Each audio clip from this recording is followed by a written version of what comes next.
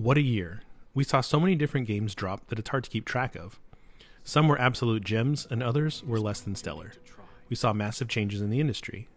The move towards an all-digital future is in full effect, and we're starting to cope with that fallout, forcing ourselves to confront the terrifying question, do we really own our digital games, or any digital media for that matter?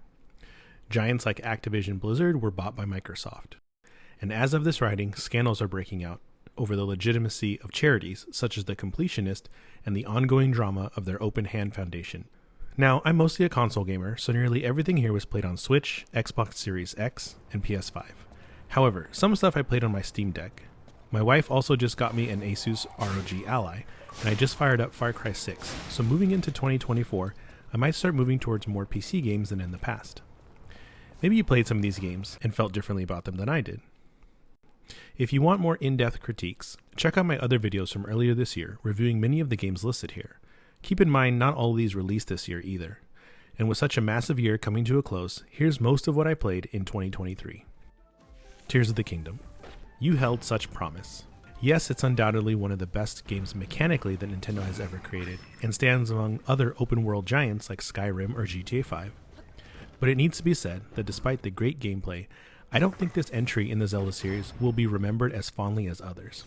And why, you may ask, would I say such a thing when I've already agreed that it's one of the best playing and functional games ever made?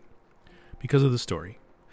Nintendo had a golden opportunity, decades in the making, to really fix a lot of their errors with continuity and timelines, and sort of just ignored it.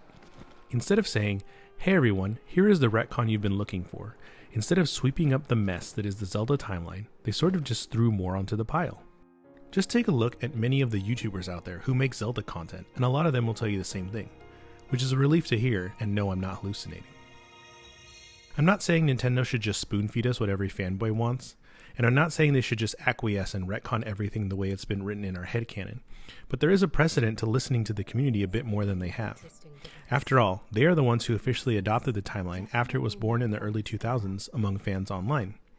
All I'm saying is that this game is satisfying to play, has amazing physics, and is a marvel that it runs so well on such old hardware.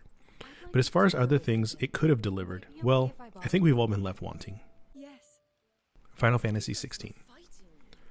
Apparently there was a lot of controversy around this game. I don't know how I missed that, but I did enjoy my time with it.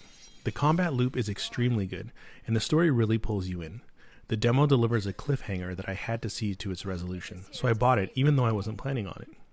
If you liked Game of Thrones, if you like medieval intrigue and machinations, this game is for you.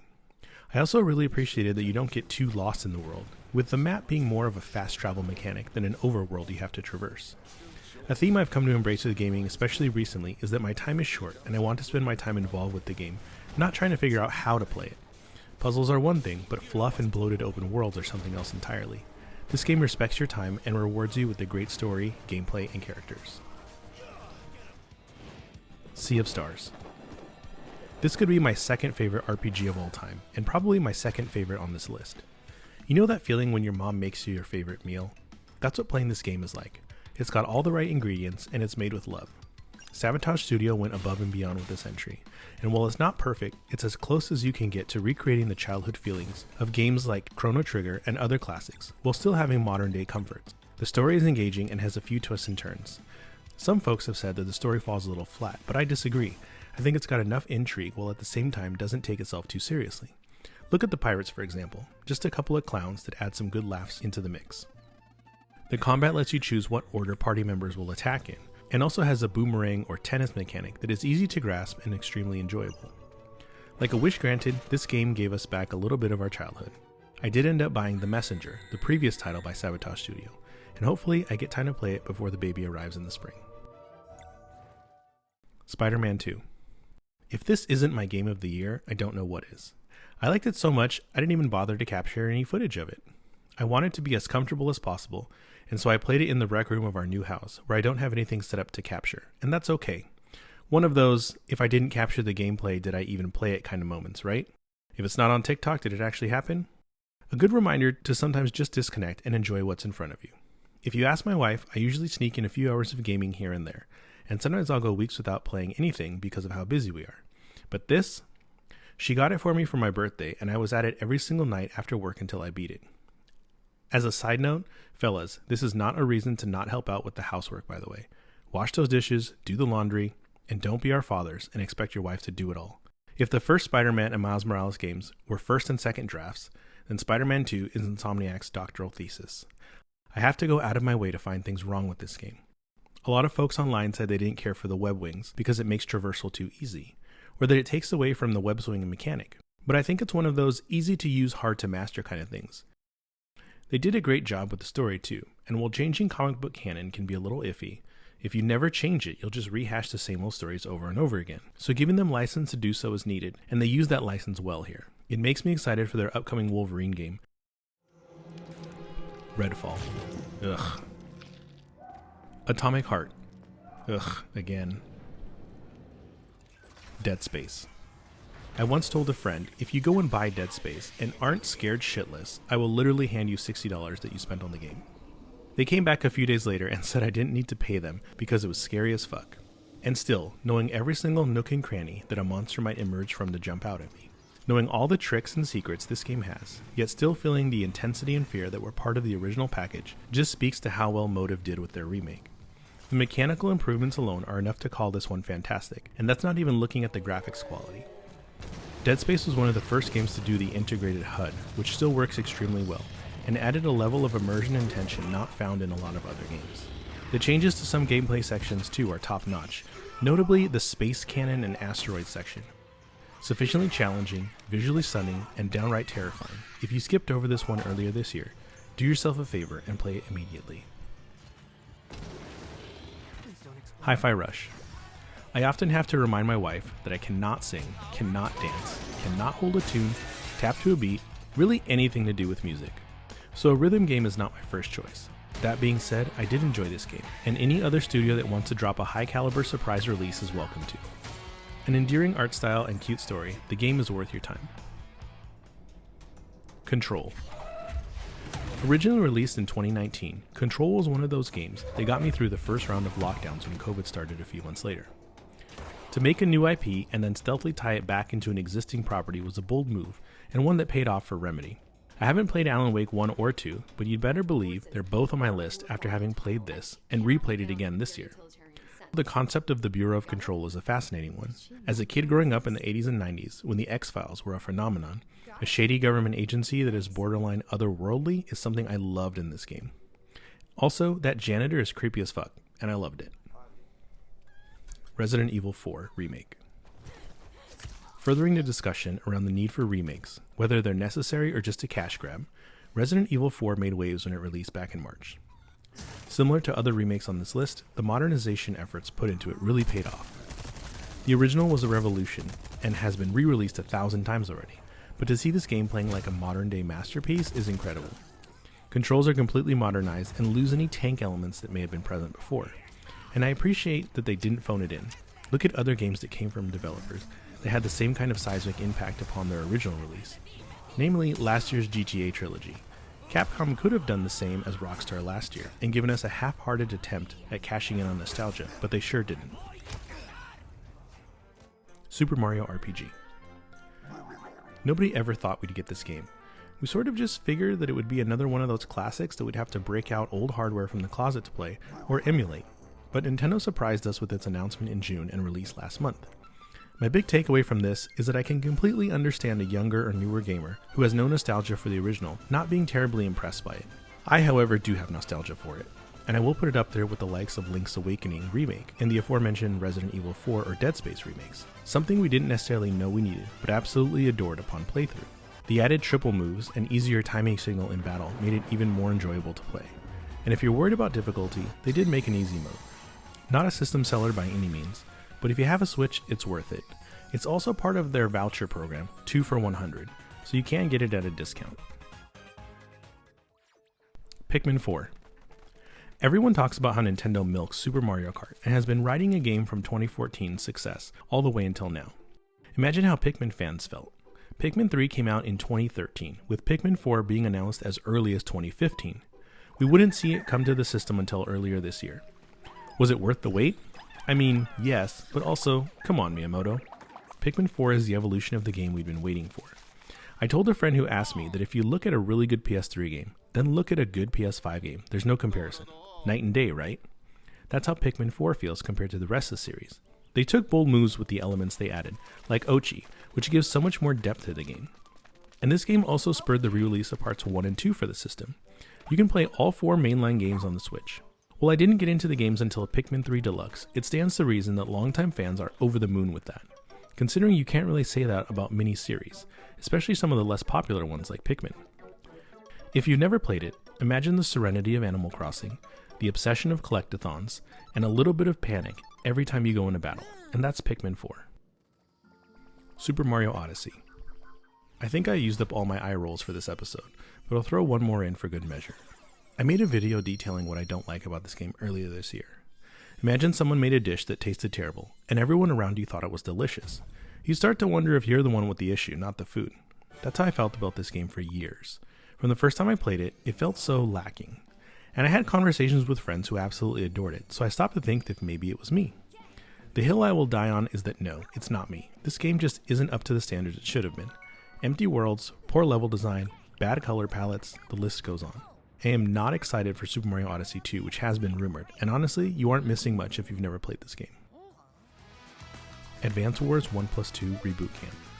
I played both the original and remake this year, and I have to say, I absolutely love both. It can ramp up in difficulty towards the later stages, and some of the generals do not mess around, but it's enticing enough that losing a battle doesn't feel demoralizing. There was an instance of me getting the crap kicked out of me over and over again. But after putting the game down, clearing my head, and revising my strategy, I was able to come back and kick some ass. So it is rewarding, even if it took a little bit longer than I would have liked to admit. Getting new types of vehicles in the first half of the game was always one of my favorite parts, seeing just how to implement them into my strategy. And the little teases of more story behind each enemy commander or new player on the field was always intriguing. Whether the remake or the original, go play this game. Octopath Traveler 2. The Octopath games are a good example of when someone does something new and nails it on the first try. Then others come along and try to repeat that feat, and while those attempts might be good too, nothing touches the original, or in this case, the second. A more tightly woven story than the first entry in the series, Octopath Traveler 2 has your 8 characters crisscrossing a very diverse world map. In battle, you have your boost element, a lot like Bravely Default if you've played those games, which allows you to stack your attacks. I had a lot of fun mixing and matching party members, and seeing what the most effective combination against the many varied enemy types was. And it goes without saying that this game's art style is absolute perfection when it comes to a retro aesthetic. So many games since then have copied it, but this one refines what is already an amazing look into a work of art. The voice acting is okay, and the movements of characters might be a little stiff for the degree of emotion they put into it, but really it's a masterpiece, worth the 50+ hours you'll need to complete it.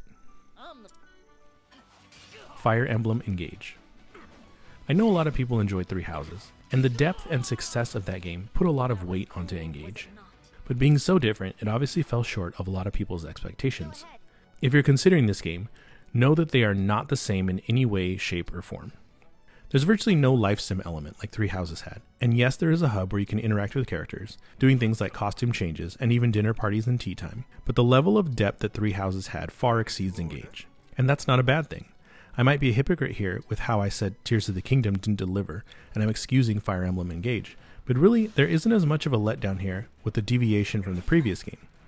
A pretty basic story with some twists and backstabbing, and some over-the-top voice acting, Fire Emblem Engage feels like you're watching a soap opera or telenovela in game form.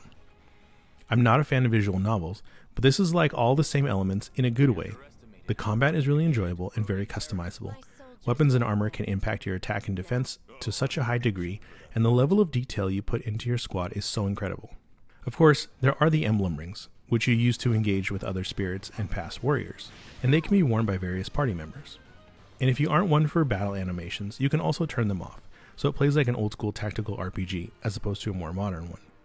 I myself left them on because I enjoy the slight level of tension they build up, although you can already tell based on stats how much damage to expect in each encounter. Don't believe the talk around this game and play it for yourself. It's a must. Zelda 2. I've said many times before that this game is the most underappreciated in the series, and one of the best games on the NES. It feels like the little sibling of a popular kid. They've got their own quirks, but had such an image and expectations to live up to that they never stood a chance. Classic 8-bit challenging like some other games of the time, but so worth it. And look, difficulty shouldn't hold you back when you have the rewind option on NSO. So go ahead and try that, and we won't tell anyone. Teenage Mutant Ninja Turtles. Goddamn water level. If you played this game, you know exactly what I'm talking about. TMNT varied a lot from other media portraying the Turtles back in those days. The enemies didn't really look like what we saw from the cartoons, so it was a little bit weird. I really enjoyed my time playing this game in the Cowabunga collection. The only thing I wish they'd done is address the awful frame rate. I understand that an 8-bit NES might have struggled with so many enemies on screen at the same time, but a little more effort into fixing this would have gone a long way in my opinion. Besides that, this game and the Cowabunga collection are worth it. Castlevania. I took part in Extra Life's annual game day for the 4th year in a row this year. I usually try and split my stream between something new and something classic. Castlevania was something my brother and I played for hours as kids, and I still really love it despite its difficulty. I've beaten the game maybe only a handful of times, if that, usually getting stuck around the Frankenstein and Igor boss fight, but it really shows how many games today have a structure built upon the foundation laid by this game, among others. Knockback damage, few and far between health resupplies, hidden extremely well, frenetic bosses with a slow-moving protagonist. You might even say that if some Souls-like games have any links to the 8-bit world, you can find them here. Metroid Prime Remake. I'm pretty sure I ignored the entire Super Bowl to play this game. Well, there's a lot of talk about how we expected Metroid Prime 4 to be here already, or that 2 and 3 also deserve a remake. I seriously struggled to find anything wrong with this game. Nintendo had some missteps in earlier years with poor remakes or remasters. Looking at you, Super Mario 3D All-Stars. But this game was beyond anything we could have hoped for, and a shadow drop. Someone at Nintendo basically said, fuck it, let's do this, and pushed it out onto the eShop. I was really impatient and bought it digitally, even though I ordered it physically too, so there's still a sealed copy on my shelf. I should probably do something with that. But I digress. This remake renews my love of the franchise, and the IP as a whole. I can't wait to see what Prime 4 has in store. And I imagine, much like Pikmin 3 and 4 differ, the next entry will stand apart from its predecessors in all the best ways. Evil West. In my original review, I gave the game a 7.5, and I wonder if I was being just a tad bit too harsh. I was really sick when I played through that game and filmed that video, so I bet I was a little lacking in patience.